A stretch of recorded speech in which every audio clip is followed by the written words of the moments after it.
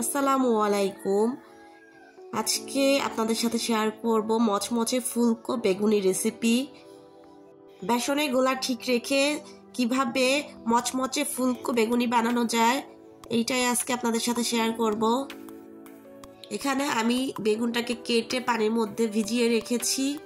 দিয়ে দিচ্ছি সামান্য পরিমাণের লবণ দিয়ে এই লবণ পানির মধ্যে বেগুনটাকে আমি কিছুক্ষণ ভিজিয়ে রেখে দিব।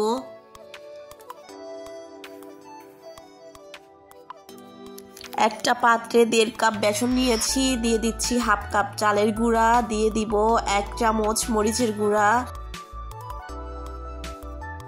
দিয়ে দিচ্ছি 1 চা চামচ হলুদের গুঁড়া, দিয়ে দিব 1/2 চা চামচ টালা জিরার গুঁড়া। সবগুলো শুকনো উপকরণ মিশিয়ে নিচ্ছি।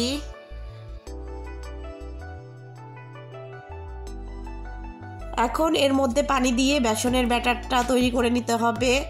অল্প অল্প করে পানি দিয়ে ব্যাটারটা তৈরি করে নিতে হবে, একসাথে বেশি পানি দেওয়া যাবে না। অল্প অল্প করে পানি দিব এবং হাত দিয়ে বেসনের গোলাটা তৈরি করে নিব।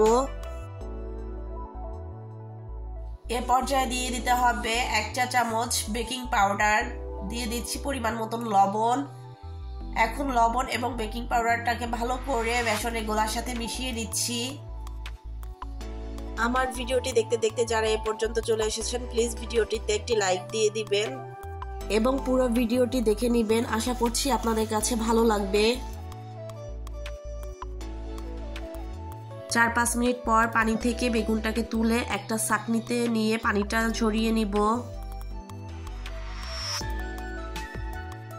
বেসনের গোলার মধ্যে আমি কিছুটা পরিমাণের গরম সয়াবিন তেল দিয়ে নিচ্ছি। বেসনের গোলার সাথে তেলটাকে খুব ভালো করে মিশিয়ে নিতে হবে। একটা একটা করে বেগুন নিয়ে বেসনের গোলার মধ্যে ভালো করে ডুবিয়ে নিতে হবে, যাতে করে বেসন বেগুনের গায়ে খুব ভালো করে মেখে থাকে। বেসনের মধ্যে বেগুন ডুবিয়ে একটা একটা করে গরম তেলের মধ্যে দিয়ে ভেজে নিব। কিছুক্ষণ পরে উল্টিয়ে নিব।